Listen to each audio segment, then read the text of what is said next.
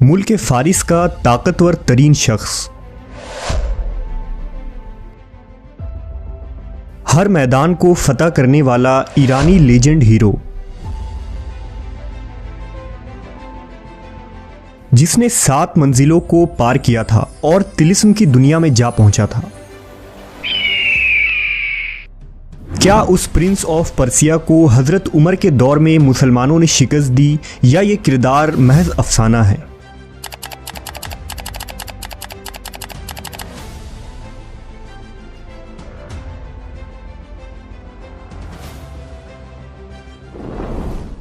Prince of Persia मुख्तलिफ video games, movies और series का एक मशहूर किरदार है, जिसे मुख्तलिफ तारीख़ी नावल और अफसानों में भी मरकज़ी किरदार बनाया जाता है। क्या ये तारीख़ी शख्सियत कोई हकीकी इंसान था या सिर्फ एक अफसाना?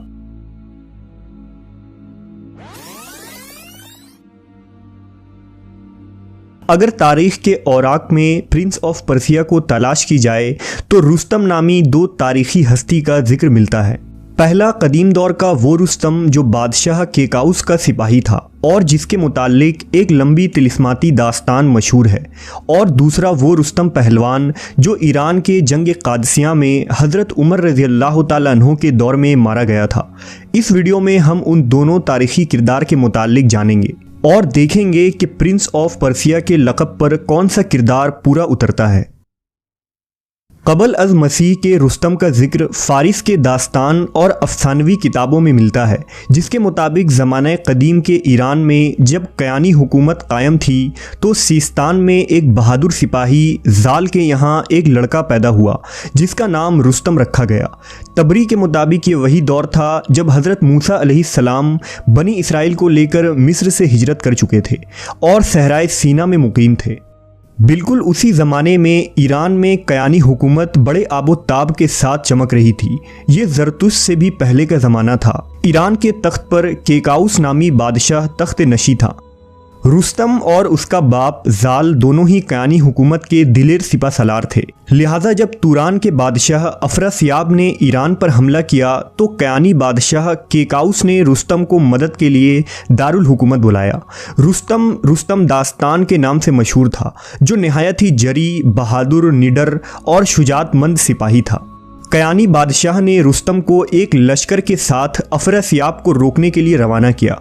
लिहाजा रुस्तम और तुरानी बादशाह अफरासियाब के दरमियान तुर्किस्तान के सरहद पर एक खूनरेज़ जंग हुई, जिसमें अफरासियाब ज़ख्मी होकर भाग निकला और रुस्तम ने अपनी ताकत और ज़ोर बाजू का लोहा मनवाया।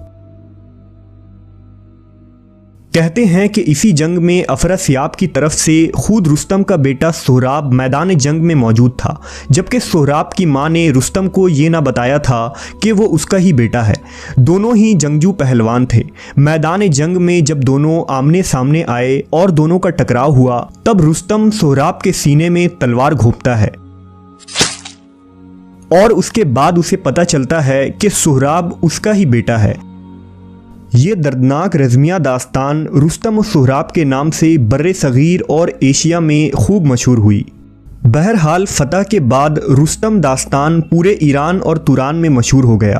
केकाउस ने रुस्तम की बहादुरी से खुश होकर उसे सिस्तान के साथ ज़ेलिस्तान की हुकूमत दे दी और उसे चांदी का ताज अता किया, जिसे पहनने की उसे इजाज़त भी मिल गई।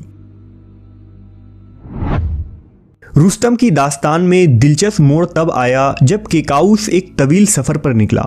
दरअसल वाक़या कुछ यूँ था कि केकाउस ने ईरान की एक कदीम देवमालाई कहानी सुनी थी। कहानी ये थी कि माजना दरान देव और परियों का एक शहर था। ये अलबर्स पहाड़ियों के वादियों में कहीं मौजूद एक तिलिस्माती शहर था। इसी अलबर्स पहाड़ को कोहे काफ के नाम से भी जाना जाता था। लिहाजा केकाउस उस तिलिस्माती शहर की तलाश में निकल पड़ा और महीनों तक सफ़र करता रहा। उस सफ़र में वो ऐसा गुम हुआ कि कई सालों तक वापस ना आया। लिहाजा रुस्तम बादशाह केकाउस की तलाश में निकल पड़ा और वो भी माजना दरान की तलाश करने लगा।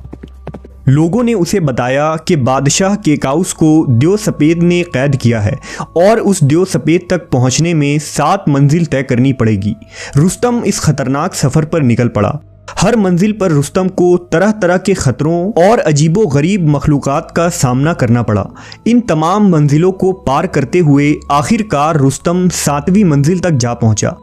रुस्तम के इस द्योमालाई सफ़र को हफ्त ख़वान रुस्तम कहते हैं। इनमें से हर मंजिल की तफसील ईरानी अदब के दास्तानों और अफसानों में मौजूद है, जिसे फिरदौसी ने शाहनामा में भी दर्ज किया है। बहरहाल 7वीं मंजिल में पहुंचकर रुस्तम का सामना द्यो सपेत से हुआ। रुस्तम बड़ी बहादुरी से उस द्यो से लड़ता रहा और उसे हलाक कर दिया। फिर केकाउस को रिहा करवाकर उसे ईरान वापस ले आया। कहते हैं कि रुस्तम ने 600 साल की तवील उम्र पाई थी। उसी ज़माने में ज़रतुश्त का ज़हूर हुआ और ईरानी हुकूमत ने ज़रतुश्ती दीन कबूल कर लिया। बादशाह गुश्तासिब के ज़माने में जब रुस्तम की उम्र 610 साल थी तो इस उम्र में भी वो एक कवी और बहादुर सिपा सालार था, लेकिन रुस्तम के भाई सगार ने उसे धोखे से एक कुएं में गिरा दिया जिसमें सीधी गाड़ी गई तलवारें बिछी थीं। उनके ज़ख्मों से रुस्तम बच न सका और ईरान की तारीख़ का ये अजीम सिपा सालार सफ़ाए हस्ती से मिट गया और इस तरह कदीम ईरान के द्योमालाई दौर का खात्मा होता है।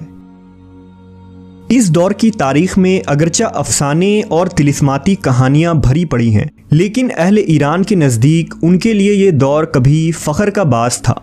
कबल अज़ मसीह के इस रुस्तम दास्तान को ईरानी अफसानों में एक मावराई ताकतों का मालिक और बहैसियत सुपर हीरो पेश किया जाता है। अगर हज़रत उमर के दौर वाले रुस्तम नामी शख्स का जिक्र करें तो तारीख़ ये बताती है कि उस दौर के एक शख्स का नाम रुस्तम फ़र्रुख़ज़ाद था, जिसकी पैदाइश सासानी दौर में ईरान के बल्ख में हुई थी। रुस्तम फ़र्रुख़ज़ाद का शुमार उस दौर के अजीम पहलवानों और बहादुरों में हुआ करता था। ताकत व क़ुव्वत में पूरे फ़ारिस में उसका कोई सानी न था। सासानी बादशाह खुसरू परवेज़ के दौर में खुरासान के इलाके पर रुस्तम की हुकूमत थी। खुसरो परवेज़ वही बादशाह था जिसके ज़माने में मक्का में एक चमकदार सूरज तुलू हुआ और हज़रत मोहम्मद सल्लल्लाहु अलैहि वसल्लम ने दीन इस्लाम की दावत व तबलीग का आगाज़ किया। कुछ सालों तक ईरान की शाही तख्त पर कई बादशाह तख्ते नशी हुए, लेकिन यके बाद देगर तमाम कत्ल कर दिए गए। आखिरकार 632 ईस्वी में रुस्तम ने फ़ारिस के तमाम बादशाहों को यकजा करके फिर से ईरान को एक परचम तले जमा किया और खुसरू परवेज़ के पोते यज़दगर्द को ईरान के तख्त पर बिठाया।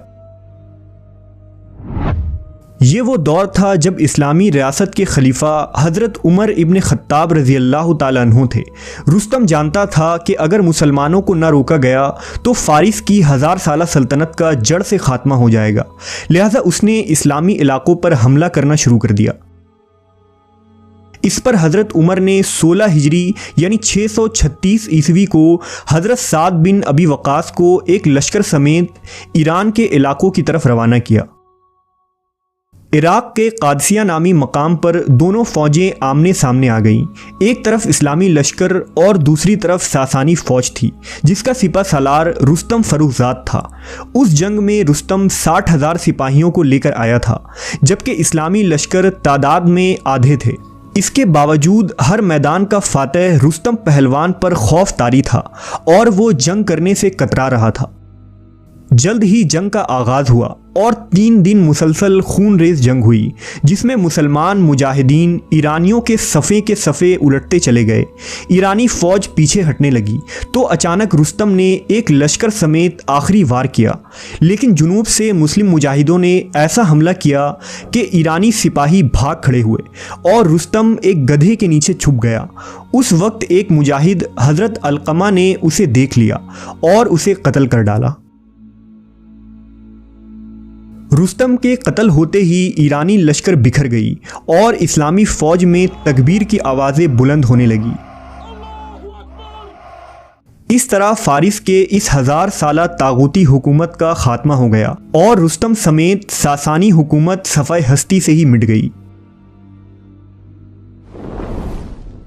अगर इन दोनों शख्सियत के किरदार का मुआयना किया जाए तो कबल अज़ मसीह का रुस्तम दास्तान एक हीरो की तरह दिखाई देता है, जबकि जंग कादसिया का रुस्तम पहलवान जंग से पीठ फेर कर भागने वाला एक बुज़दिल शख्स के तौर पर नज़र आता है। लिहाजा कबल अज मसीह वाले रुस्तम की जुर्रत और बहादुरी उसे प्रिंस ऑफ पर्सिया के लक़ब के काबिल बनाती है।